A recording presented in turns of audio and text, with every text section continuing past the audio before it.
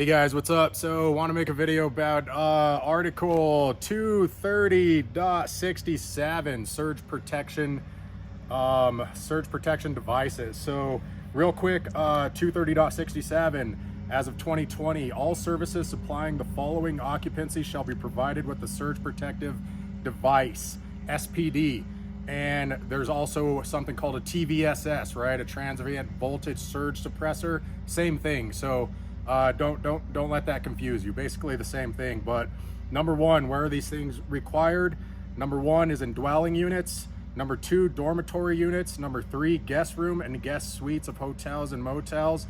Number four, areas of nursing homes and limited care facilities used exclusively as patient sleeping rooms. Okay, so if you're doing any new construction resi, you already know this. You guys are installing these surge protectors everywhere around the country, right? Here's a type 2, level 2 surge protector. I'll get into that in a bit about the different types of surge protectors. But one thing I did want to bring up here is 230.67B says location. Location, the SPD shall be an integral part of the service equipment or shall be located immediately adjacent thereto. So this surge protector here clamps right into the bus bars, as you can see. I'm going to install it here in a second, show you how simple this thing is. But there's a second surge protector that can be mounted to the side exterior of a panel, and in that case you're using a 2-pole breaker to power to do its job, right? So if you're doing any service upgrades, replacing services on old houses, anything like that, then you are required to install these surge protective devices in that situation. So yeah, check it out. If you notice, today it's a beautiful day out here, right? You can see the big blue skies. Lana, if you want to show them the amazing clouds in the skies all around us. So this is what prompted me to make this video. Is last night we had an amazing lightning storm out here. Out north, we have this, so just so you guys know, this is my personal property, and this was already installed. We bought this house 5-6 months ago, and this was already here. So I just took it out just to do this video to show you guys how this one works. This one in particular is specific to the Square D Homeline panel that I have there. It's a cat number HOM 21755SB. So pretty entry level type 2 surge protection device. I could tell you that. Nothing fancy, it's not too expensive, but it does the job. One thing that I do want to mention, because it is lightning season, right? We're in May 20th. We're in the middle of May right now. This storm last night was amazing. So one thing I did learn recently is about 80% of voltage surges that could potentially be frying your electronics in your home, about 80% of those happen from within the home. So things like your condensing units, any kind of motor, any kind of arcs, things like that, a lot of times is what ends up being responsible for the surges that can take place and fry the TVs, the computers, you know, the MacBooks, just all the electronics in your home. So about 20% of those happen outside of the house with the lightning storms and from the utility companies. So with the utility companies, one thing you got to know is your utility lines coming in before it hits that drop down transformer to feed your residential property, the 120, 240 voltage. The voltage on those lines are around the country are somewhere around 8,000 volts. Okay, so if for some instance a tree falls and that 8,000 volt line ends up touching your 240 volt line or something and sends that 8,000 volts through your home, everything's gonna fry. Not a single electronic in your house can carry the load of 8,000 volts. Most of the voltage surges are coming from in the home. 20% of them are coming from outside of the home with lightning and things of that nature. So, which brings me to the other point with, you have type 1, type 2, and type 3 surge protectors. Type 1 surge protectors, which this is not, those are typically installed on your meter base.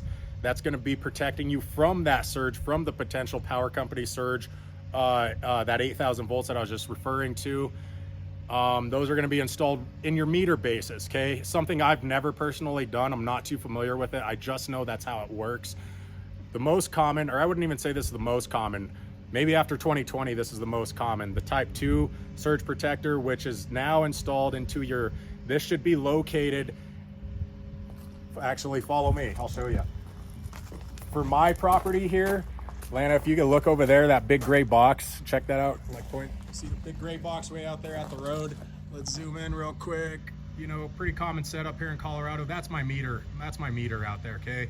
So that's where a Type 1 surge protection should be installed.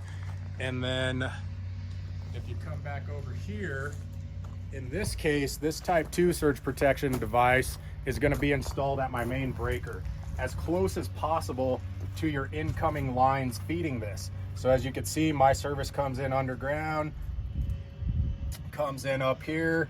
Here's my line, here's my neutrals, here's my ground. Everything is bonded in this panel since it's my first point of disconnect.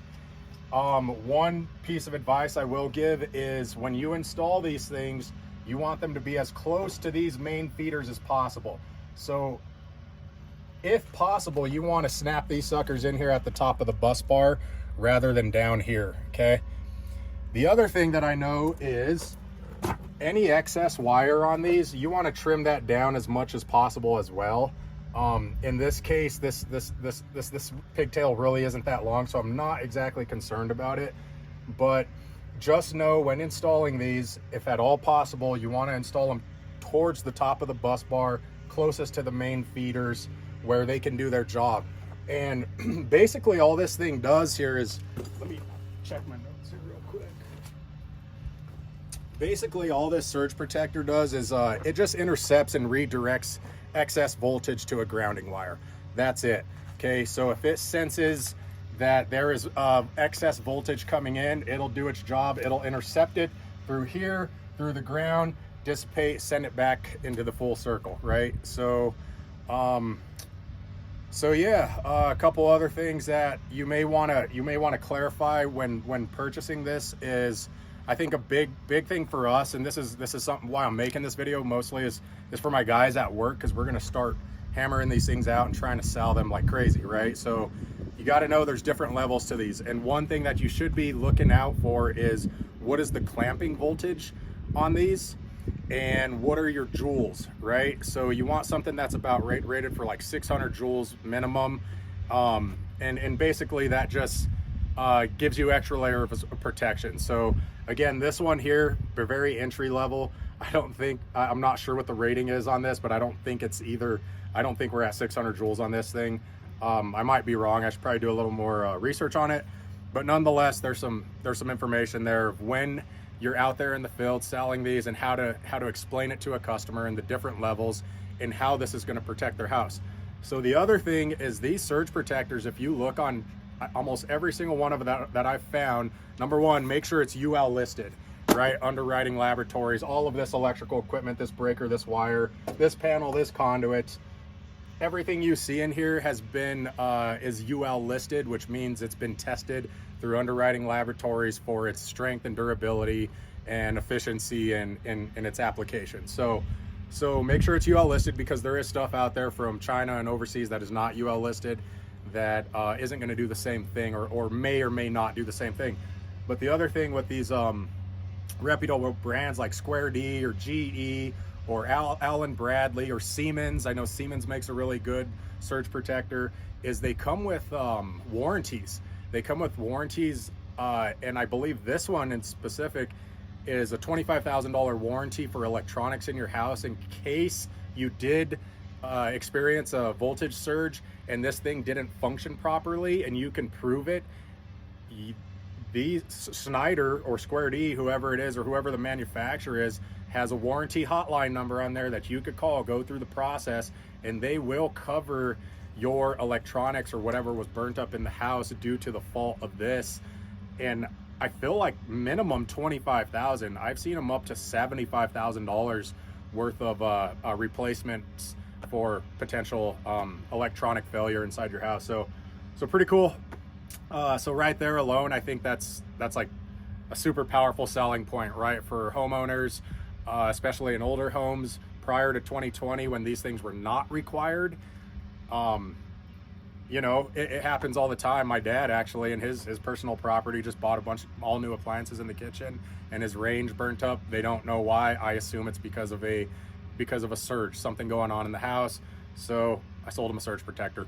So yeah. So step one for the type 2 SPD surge protection device.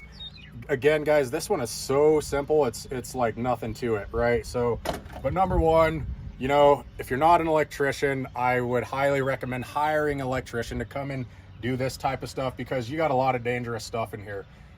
I'm about to turn off my main breaker here, okay? And what this panel that you're looking at is called a feed through panel. So these lines coming in from my meter come up on the line side here. This is what's bringing power from my meter out at the front of the property. Then it goes through this breaker, and as you can see, this breaker is currently on, which then feeds these buses. So A phase, B phase, A phase bus, B phase bus, okay? And so what's happening in this panel here is, this is a common setup. I love these feed through panels for several reasons, mostly because we do a lot of commercial, and they just work out a lot better than putting a big old breaker to feed a sub panel. But anyway, you have your line coming in. These breakers are for whatever. I got the hot tub here. I have an EV charger here and a couple 20 amp circuits for outside. And then these lines here are going down to feed my sub panel downstairs, which is where most of my branch circuits are being fed out of, okay? So step one when performing any electrical is to safety, right? Like if you don't know what you're doing, this thing can absolutely electrocute you, and it's never good, okay? So step number one right here, I'm gonna kill my main breaker. If I'm at a homeowner's house, the first thing I'm gonna do is make sure they understand what I'm about to do. If I'm gonna kill the power to their house, I'm making sure that all their computers are off. Any sensitive electronics, if they're working in the middle of an email, if they're trying to download something, if their washing machine is on or their dryer is on at the time, you need to know these things because you're about to de-energize their house. So make sure you're coordinating with the homeowner to let them know I'm about to turn the power off. Make sure everything is de-energized. That is important, right? Another thing I like to practice, so in this case right here, my sub panel's downstairs and I already did it, but I turned all the breakers off, okay? I turned everything off before I'm turning off my main, and I'm gonna do the same thing right here. I'm gonna kill the hot tub, I'm gonna kill the EV charger. These two are already off. Now I'm gonna kit my main. We are off. How do I know my main is off? And I guess I should have done this before, but a couple different ways, but we're gonna check voltage, right? So I have my my old school Fluke meter here that I've had for probably 15 years, I bet. This thing is a champ. All my Fluke meters are amazing. I've got tons of them. Voltage insulation testers. This is my filled one because it's so small and compact. It's easy to move around. It has a small amp clamp, you know. It doesn't go over these 250s or whatever those are. Those are 4-aughts, sorry, those are 4-aughts, so it doesn't go up to 4-aught, but it does do your small stuff. So pretty cool meter right here. But anyway, let me turn this back on so I can show you. Now all my load is off, right? Everything that is feeding this house is currently off. So when I turn this main breaker back on, the inrush of all my things that could potentially be on inside aren't gonna come rushing through this breaker. So just good practice, I think. So anyway, turn that sucker back on. Here's my A phase, here's my B phase. 248 volts, we got good voltage here, right? So from A phase to B phase, 240. From A phase to neutral, 124. From B phase to neutral, 123. And because we're bonded here, it's not exactly necessary to test your ground, but let's do it anyway. 124 to ground on A phase, 124 to ground on B phase, okay? So we know we have power here. We also know we have power going through these busings. Look at this, 240 down there on my feed through lugs, okay? So we know we have power, it's confirmed. Let's de-energize, turn the breaker off. Our bus bars and our circuits, our branch circuits for the house should now be de-energized, and I'm gonna verify that through right here, right? We now have 0 volts coming through the main breaker from my service, from my meter out there is a main as well, and that's the utility main. So that is still currently energized. So these wires right here have power coming to them, but everything else after it is de-energized currently. So including these buses right here. And this is what's important when installing a breaker or this surge protection device, is that this bus is de-energized, which as you can see it is. Okay, so super simple here. Got my Klein screwdriver. This thing's like a 10-in-1 or a 12-in-1. I love this screwdriver just because of pretty much I have everything I need right here. And it's hard to lose these. If you lose these, then, you know, that's your bad. But I've had some of these screwdrivers for years and kept all my pieces and parts in it. So I really like this guy. It has your square tip up here. But now that we're de-energized, as you can see, this thing looks just like a breaker. It has your latching mechanism right here that latches over the plastic. So for me, number one, I'm gonna go ahead and tie this sucker right in there. As you can see, it clips right in there. And for those of you guys don't know, I have A phase bus right there and B phase bus. When you're looking at a panel, you could tell which one's which connected to this wire or which one's connected to that wire. And then all this thing does is plugs into A phase and B phase right there. So you're gonna go in here, get it lined up, give it a nice one of those. Here's my pigtail for my neutral. Super simple. This guy can go, you know, right next to the breaker basically. Get that guy in the air. Got my square tip. Let's ratchet that guy the correct direction.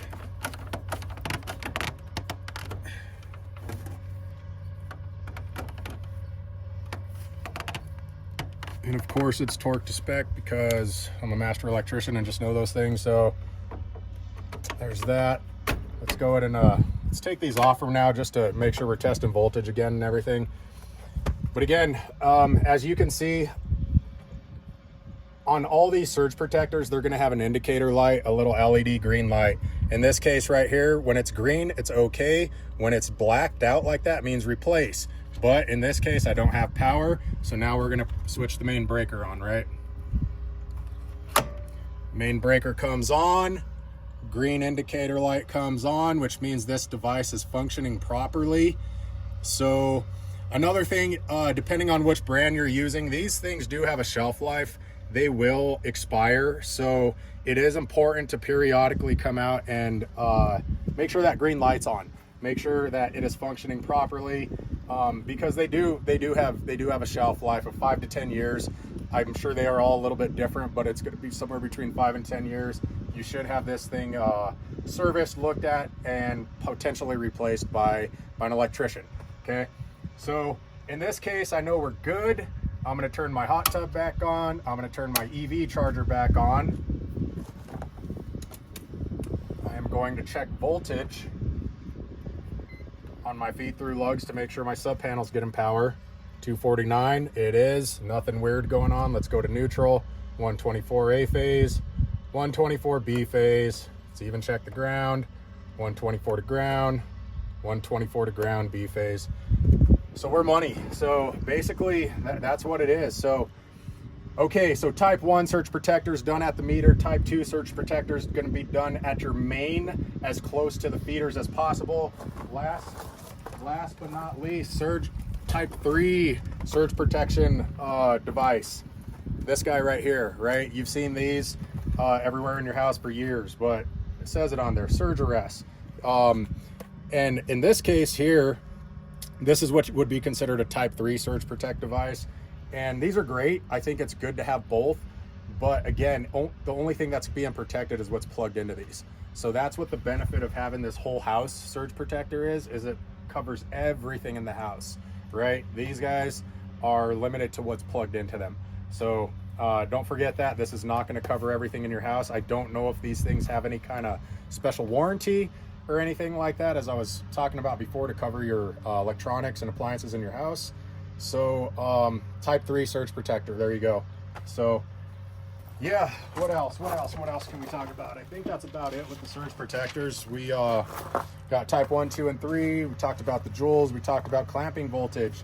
We talked about NEC 2020 code book 230.67, where it references this stuff. And I'm wondering, one reason I'm wondering, why did they implement this? Why are they requiring this in all new construction? The one thing that I could come up with is we're seeing a lot more health equipment in people's homes. So life or death situations, right? Oxygen, just whatever it is that goes on in people's houses with health equipment. I think that's probably a big deal to make sure. Another thing I could think of is smoke detectors and CO2 detectors. How would you know if that thing was functioning properly? If you had a surge, you didn't even realize it. Everything's working except for maybe the smoke detectors. You have a fire, that's a problem, right? Smoke detectors aren't working, so therefore this guy here should cover you on that. So yeah, talked about the utility with 8,000 volts coming in. That voltage would completely fry this panel. This would be blackened if you had 8,000 volts coming through. It'd burn it up, it'd fry it up, and that would be it. But yeah, that's the basics of the surge protectors. Highly recommend to install them into your property if you don't have it already. And if you need help with any of that, especially locally, right? Any other questions, reach out and I'll do my best to help you out. Thanks and have a good